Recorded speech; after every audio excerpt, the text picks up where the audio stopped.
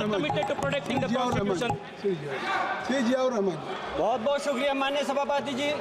मैं आज यहाँ मजलूमों की आवाज़ बनकर खड़ा हूँ।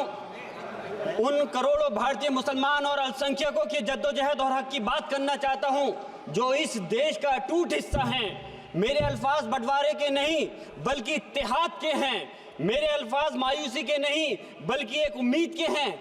ऐसी उम्मीद जो कि हमारे इस देश को जोड़ना चाहती है। हमारे संविधान को बनाने के लिए हमारे बाबा भीमराव अंबेडकर साहब, मौलाना अबुल कलाम आज़ाद साहब, डॉक्टर जाकिर हुसैन साहब ने मिलकर के इस संविधान को बहुत मेहनत के साथ बनाया था। ये सिर्फ किताब की शक्ल में देने के लिए नहीं है। आज संविधान के उस पर मैं कहना चाहता हूं कि भारत का संविधान इंसाफ, आज़ादी और भाईचारगी की जिंदा गवाही है और ये गारंटी देता है कि नागरिक हर मजहब, जात या नस्ल पर इज्जत के साथ गुजार सकते हैं जिंदगी। लेकिन अफसोस है, एक मुस्लिम रहनुमा की हैसियत से मुझे इस दस्तावेज पर बेपनाह फख्र है जो कि दस्तावेज जो संविधान हमें इजाजत देता है। आर्टिकल 15 के मुताबिक किसी भी नागरिक को मजहब, जात, लिंग, नस्ल या जन्म के स्थान पर भेदभाव नहीं किया जाएगा।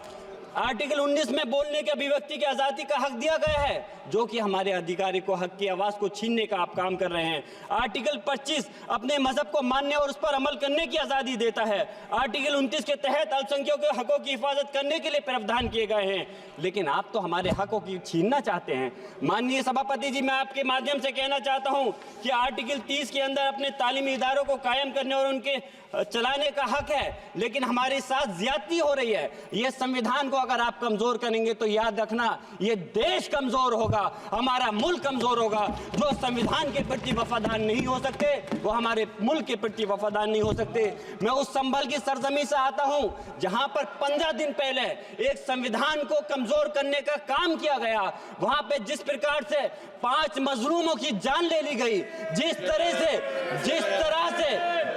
30 से ज्यादा लोगों को गोली मारकर घायल कर दिया गया और 27 से 50 से ज्यादा लोगों के खिलाफ मुकदमा दर्ज किया गया। मैं पूछना चाहता हूं माननीय सभापति जी, मैं सांसद हूं, मैं अपने मुकदमे का मैंने कहा था मुझे डर नहीं है। मेरे खिलाफ मुकदमा लिखा गया, मैं वहां मौजूद नहीं था और ये मुकदमा जो हमारे चाहे विपक्ष के सांसद हो या सत्ता पक्ष के सांसद हो, आप याद रखिए जनता की आवाज हो, जनता के बीच में जाकर के आपके जवाबदेही बनती है। और मैंने अपनी जनता की आवाज को उठाने का काम किया तो क्या गलत किया था? माननीय सभापति जी, सिर्फ इस बुनियाद पे मुकदमा लीजिए गया। आज मैं आपको बताना पॉइंट पे बोल रहा हूँ, संविधान पर ही बोल रहा हूँ माननीय सभापति जी। आज मैं चाहता हूँ उन लोगों को इंसाफ मिलना चाहिए जिन्होंने ज्यादती की है, उनको सजा मिलनी चाहिए। और आज एक इमाम को सिर्फ इसलिए गिरफ्तार कर लिया गया संभल के अंदर कि सिर्फ उन्होंने अजान लाउड स्पीकर से दे दी थी। अफसोस है कि आज हमारे साथ ऐसी ज्यादती हो रही है। माननीय अध्यक्ष जी, हमारा संविधान किसानों को मजबूती की बात करता है जो इस देश की रीढ़ की हड्डी है। 130 किसान जो 10 दिन से ज्यादा समय से जेल में बंद हैं, आप किसानों को हक नहीं दे पा रहे तो किसको हक देने का काम करोगे? मैं अफसोस करता हूँ आज पूरे प्रदेश और मुल्क के अंदर जिस तरह से हमारे लोगों की हिफाजत नहीं की जा रही। एक मॉब लिंचिंग सिर्फ धर्म के नाम पर, अगर कोई मुस्लिम है, ओबीसी है या पिछड़ा समाज का, एससी समाज का है तो नाम पूछ करके उसकी हत्या कर दी जाती है। बुलडोजर चलाए जा रहे हैं। हेट स्पीच, अगर कोई हम कुछ बोलते हैं तो हेट स्पीच करके मुकदमा दर्ज कर देते हैं। और जो हमारे धार्मिक आका हमारे सल्लल्लाहु अलैहि वसल्लम की शान में गुस्ताखी करता है उनके खिलाफ कोई कार्रवाई नहीं। मेरे पास समय कम है इसलिए तेजी के साथ में मुझे बोलना पड़ रहा है। माननीय सभापति महोदय जी, ये सवाल बंटवारे का नहीं बल्कि हम वतनों के लिए जिनका जमीर मर गया है उनके जमीर को जिंदा करने के लिए है। हम चाहते हैं इस देश की आजादी, हमारी देश की सभापति जी, बस मैं अपनी बात खत्म कर रहा हूं, 1 मिनट। हमारी देश की आजादी के लिए मैं ये कोई बंटवारे की बात नहीं कर रहा, लेकिन हमारे मुस्लिम और हिंदू समाज सब लोगों ने मिलकर के इस देश को आजाद कराने का काम किया था। आज उनके साथ ज्यादती क्यों की जा रही है? हम लोग अपने इस मुल्क के अंदर मजबूरी से नहीं रुके बल्कि हम जो है अपनी मर्जी से रुके थे। हमारी मुल्क को आजाद कराने में हजारों लाखों मुसलमानों ने शहीद हुए थे। माननीय सभापति जी, कॉन्क्लूड कर रहा हूँ, सिर्फ राजकुमार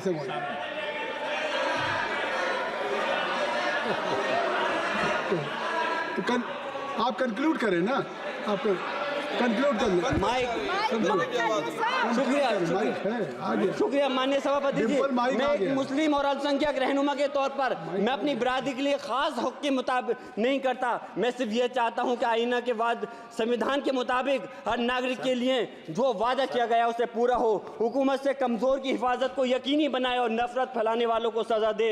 और मैं अपनी बात इस शेर के साथ खत्म करना चाहता हूं जो कि हबीब जालिब का शेर है। ऐसे जुल्म सुबह बेनूर को मैं नहीं मानता, मैं नहीं जानता, मैं भी खाइफ नहीं तख्ताए दार से, मैं भी मंसूर हूं कैदो अगयार से, क्यों डराते हो जिंदान की दीवार से, जुल्म की बात को जहल की रात को मैं नहीं मानता, मैं नहीं जानता। श्री राजकुमार संगवान जी, श्री राजकुमार संगवान जी। अध्यक्ष महोदय,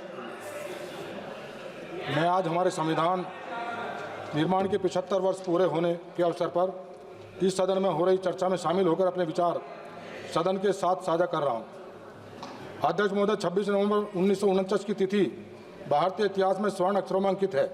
इस पावन दिवस को ही हमारे मूर्धन विद्वानों और पूर्वजों द्वारा अथक परिश्रम से आम सहमति से दुनिया का श्रेष्ठतम संविधान अंगीकृत अधिनियमित